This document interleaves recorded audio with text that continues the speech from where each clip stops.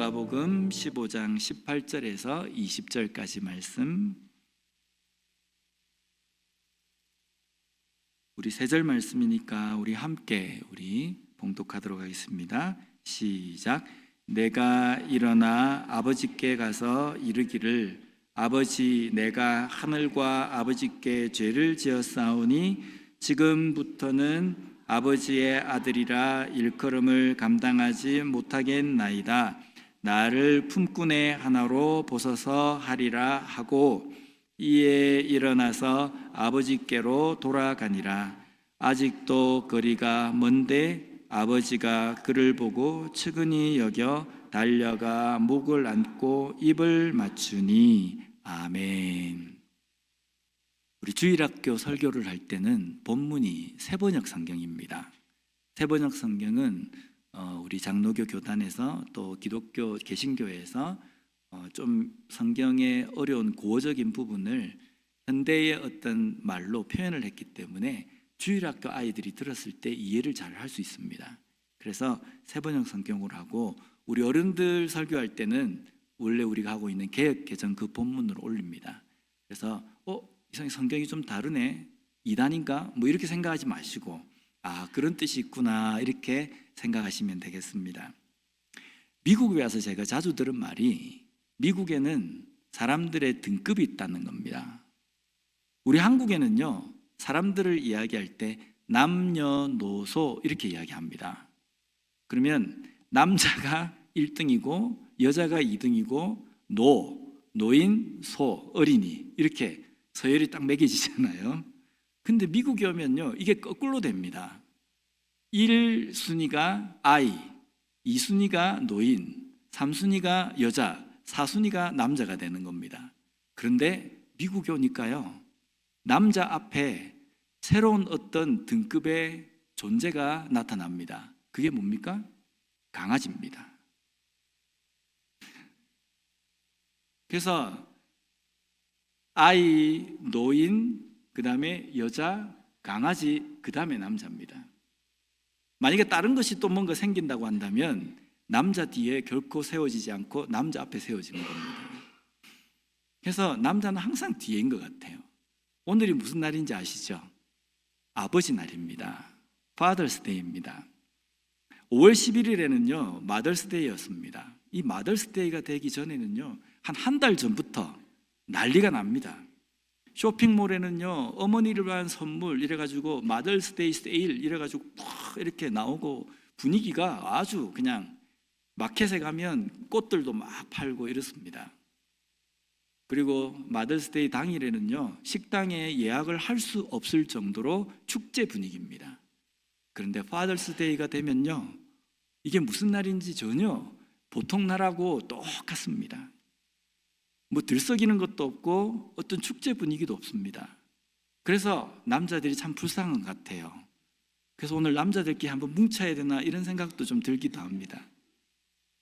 원래 이 파더스 데이라는 거는요, 소노라라는 한 여성이 아주 어릴 때 어머니가 일찍 세상을 떠나고 난 다음에 6명의 자녀를 아버지 혼자서 키운 그 은혜를 기리기 위해서 자신의 아버지의 생일 1910년 6월에 아버지의 생일날에 기도하고 예배하고 행사를 하는 것에 유래가 되어서 이 파더스 데이가 시작이 된 겁니다.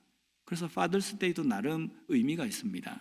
이런 날도 세일을 좀 크게 하고 막 이래야 되는데 아무튼 좀 그렇습니다. 성경에도 보면 많은 아버지가 나옵니다. 그 중에서 오늘 본문의 내용은 우리가 잘 알고 있는 탕자의 아버지에 대한 이야기입니다. 탕자는 어떤 의미입니까? 방탕한 아들이라는 뜻입니다. 흔히 우리가 자식농사라는 표현을 자주 씁니다. 자식농사라고 이야기하면 이 아버지는요 자식농사를 전혀 잘못한 사람입니다. 왜냐하면 둘째 아들이 방탕한 아들입니다. 거기다가 첫째 아들은 어떻습니까? 첫째 아들은요 아버지의 뜻도 이해하지 못하고 자기밖에 모르며 자기 동생에 대해서 질투와 시기심이 가득한 아들이 첫째 아들입니다. 그래서 이 아버지에게 첫째 아들, 둘째 아들만 딱 봐도 이 아버지는 자식 농사는 아예 망친 사람입니다.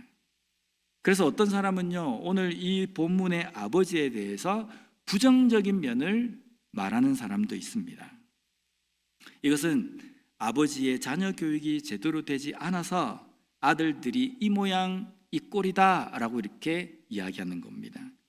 그런데요, 우리가 좀 뒤집어서 생각해 보면 폭력적이고 알코올 중독자 가정에, 아버지의 가정에 보면 때로는 자녀들이 인품도 너무 좋고 착하게 자라는 자녀들이 있습니다. 우리가 그건 어떻게 우리가 설명하겠습니까? 물론 자녀가 잘 자라고 좋은 인품으로 자라는 데에 아버지의 양육 환경이 중요한 부분은 있긴 합니다. 그런데 더 중요한 것은요, 아버지는 아버지, 자녀는 자녀로서 그들의 삶을 잘 살아나가는 것, 이것이 더 중요하다는 겁니다. 오늘 이 본문은요, 예수님께서 천국 복음을 말씀하시면서 이 비유로 말씀하셨는데, 이 말씀 속에는요, 아버지는 아버지, 자식은 자식이지만 아버지와 자식 관계에서 중요한 부분을 우리에게 말씀하시면서 비유를 하고 계신다는 겁니다. 그래서 여전히 그 자리에라는 제목으로 오늘 말씀을 나누려고 합니다. 오늘 본문의 일명 탕자의 비유의 내용은 우리가 너무 잘 압니다. 둘째 아들이 아버지에게 자신의 몫으로 줄 재산을 받아갑니다. 그리고 이것을 가지고 먼 나라 타국에 가가지고 허랑방탕하게 그것을 다 허비해 버립니다. 그리고 결국에 그 나라에 흉년까지 들어가지고 이 아들은 먹을 것을 구하지 못해서 굶주립니다. 그리고 이 굶주림의 끝에는 뭐가 기다리고 있습니까? 죽음이라는 것이 기다리고 있었다는 겁니다. 그래서 이 아들에게 기다리고 있는 삶은요, 굶주림과 함께 죽음이라는 겁니다. 이 아들이 왜 이렇게 아버지에게 이런 요구를 했고 먼 나라에 가서 이렇게 허랑방탕하게 살았는지 그 이유는 우리가 알 수 없습니다. 왜냐하면 예수님께서 이 말씀을 하실 때에 그 이유에 대해서 언급하지 않으셨기 때문입니다. 그런데 오늘 이 말씀은 예수님께서 이런 자를 구원하기 위해서 오신 예수님을 말씀하시기 위해서 이 비유의 말씀을 하셨습니다.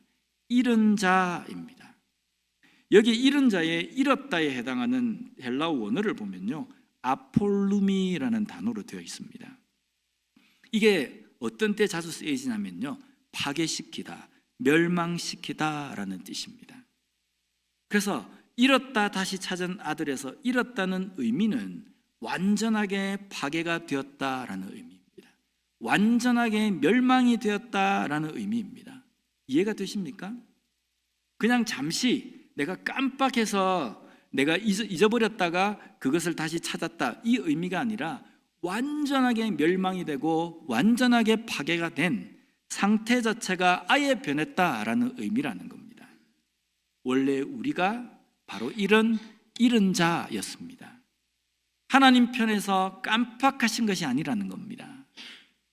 우리가 그냥 잃었다라는 의미를 우리가 설명할 때 보면 주인의 책임이 좀 많습니다. 주인이 가지고 있던 그것을 깜빡해가지고 잊어버리는 겁니다. 관리를 소홀해서 잊어버릴 수도 있고 누군가가 훔쳐가서 그것을 잃어버릴 수도 있다는 겁니다. 결국은 우리가 표현할 때에 잃어버렸다라는 이 표현은 내 잘못인 겁니다. 주인인 나 잘못이라는 겁니다. 그런데 오늘 예수님께서 잃었다라고 말씀하신 것은요, 그런 의미가 아닙니다. 우리 자체가 완전하게 변질이 되었다라는 겁니다.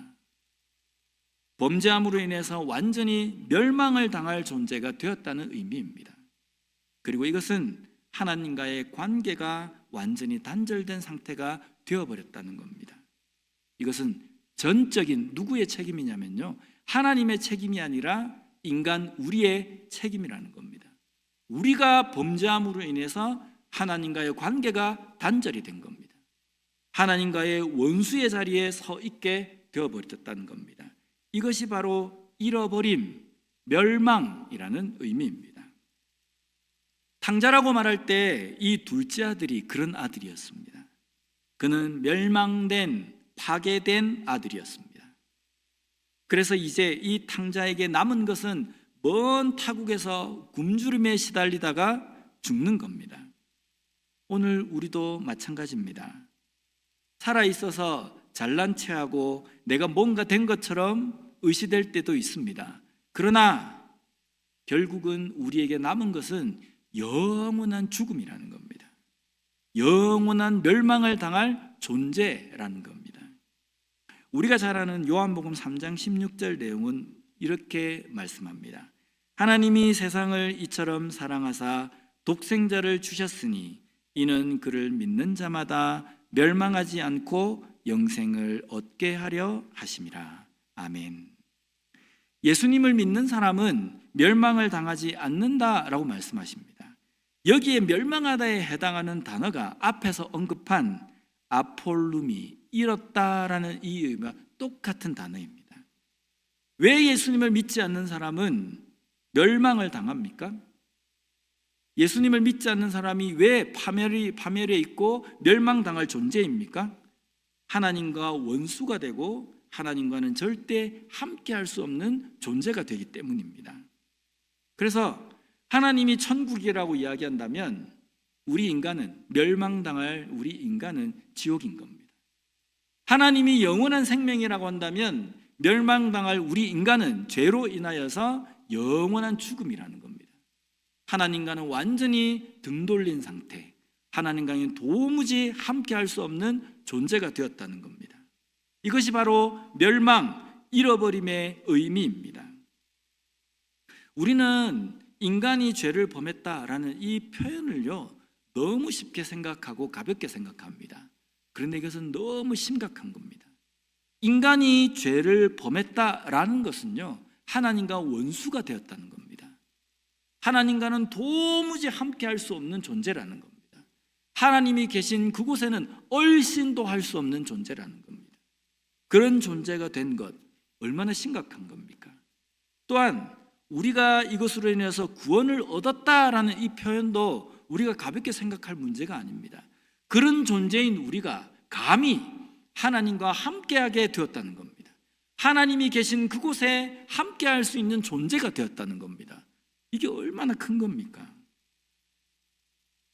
우리가 구원을 얻었다는 이것이 가벼운 의미가 아니라 이 정도로 중요한 의미입니다. 완전한 신분의 변화라는 겁니다. 그런데 그 신분의 변화가 우리의 노력이나 우리의 힘으로 된 것이 아닙니다. 전적인 하나님의 은혜라는 겁니다. 예수 믿는 사람들 중에서도 가끔 이런 말씀을 하시는 분이 있습니다. 꼭 예수를 믿어야 구원을 얻나? 꼭 예수를 믿어야 천국에 가나? 꼭 교회에 나가야만 천국 가나? 이런 말씀을 하시는 분이 있습니다. 어떻게 생각하십니까? 답은요, 꼭 예수님밖에 없습니다. 예수님 외에 구원받을 만한 어떤 길을 우리에게 하나님께서는 말씀하신 적이 없습니다. 만약에 누군가가 예수님 말고도 구원을 받을 수 있는 어떤 길이 있다라고 이야기하면 그 사람과는 절교해도 괜찮습니다. 그 사람과는 함께 말을 섞어서도 안 됩니다. 우리에게 주신 구원의 길은요 오직 예수 그리스도이십니다. 그렇다고 해서 예수 믿지 않는 사람들을 다 관계를 다 끊어버리라는 그 의미가 아닙니다. 오직 구원받을 일은 예수 그리스도이십니다 라는 이것을 우리가 잊지 말자는 겁니다. 우리가 구원받고 천국에 들어가게 되는 것을 내가 뭔가 해가지고 들어갈 수 있다라고 착각해서는 안 됩니다.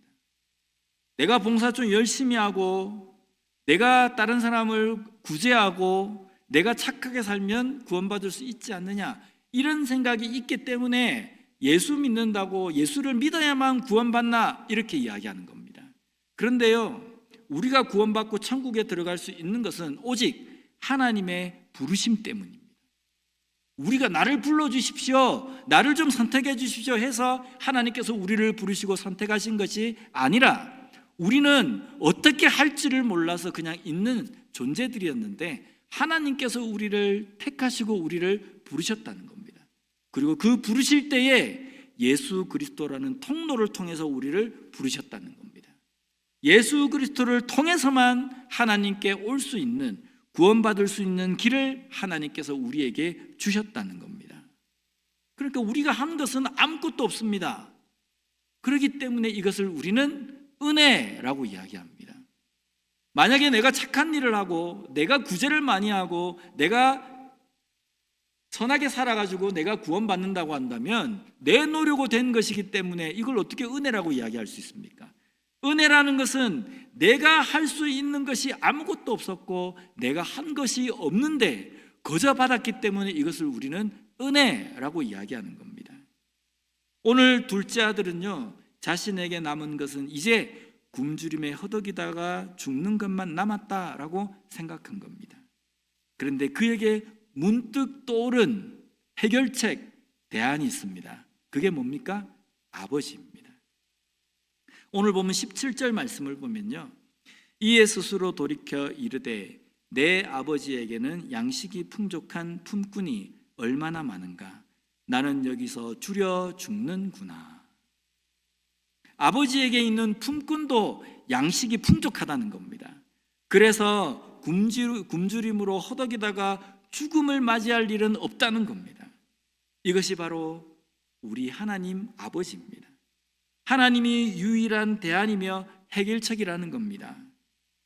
그런데 이 생각을 하게 된 원인이 뭡니까? 이 둘째 아들이 내 인생에 지금 내가 처해 있는 이 환경 속에 해결책과 대안이 아버지다라고 생각할 수 있었던 것은 무엇입니까? 만약에 내가 아버지에게 가도 아버지도 여전히 흉년 때문에 먹을 것이 없고 아버지도 정말 굶주리고 있다고 한다면 아들이 아버지가 생각나겠습니까? 만약에 내가 아버지에게 갔는데 아버지가 내가 잘못했기 때문에 직살나게 나를 두들겨 패고 집에서 쫓아낼 아버지라고 한다면 아버지가 대안이 될 수 없다는 겁니다. 이 아들이 아버지를 대안으로, 아버지를 해결책으로 떠올릴 수 있었던 것은 내가 굶주렸지만 아버지에게 가면 그 굶주림이 해결될 것이라는 신뢰와 믿음이 있기 때문입니다. 내가 아버지에게 죄를 지었지만 아버지에게 가면 그 아버지는 나를 여전히 나를 아들로 받아주고 나를 용서해주고 나를 품어줄 것이라는 그 믿음이 있기 때문에 이 둘째 아들에게는 이 아버지가 해결책이고 대안이었다는 겁니다. 그래서 아버지를 찾아간 아들이 목격한 광경은 무엇입니까? 여전히 그 자리에 그를 아들로 기다리는 아버지의 모습이라는 겁니다. 하나님도 우리에게 이런 아버지이십니다. 내 인생이 어떤 곤경에 처했다 할지라도, 나의 지금 형편이 얼마나 참담하고 막막한 그러한 환경 속에 있다 할지라도, 내가 하나님 앞에 얼마나 큰 죄를 지었다 할지라도 하나님은 여전히 나를 아들로 생각하고 딸로 생각하고 자녀로 생각하고 나를 품어주고 나를 용서해줄 준비가 되어 있는 아버지라는 겁니다. 우리가 아버지로서, 어머니로서, 형제 자매로서 하나님의 이 모습을 통해서 깨달아야 될 것이 한 가지가 있습니다. 그것은 우리 또한 이러한 존재가 되어야 된다는 겁니다. 뭔가 특별하지 않아도 됩니다. 뭔가 요란하지 않아도 됩니다. 어쩌면 우리가 그렇게 할 수도 없습니다. 그러나 언제나 그 자리에 서 있는 겁니다. 내 배우자에게, 내 자녀에게, 나의 형제자매에게, 나의 친구에게 나는 변함없이 여전히 그 자리에, 그 위치로 그 일을 잘 감당하고 있는 존재로 서 있는 것, 그것이 바로 하나님을 닮은 그리스도인으로 살아가는 우리의 모습이 되어야 된다는 겁니다. 그래서 힘들고 어렵고 위기를 만나고 도무지 해결할 수 없는 어떤 문제를 만날 때 제일 먼저 떠올리는 그 사람이 내가 될 수 있어야 된다는 겁니다.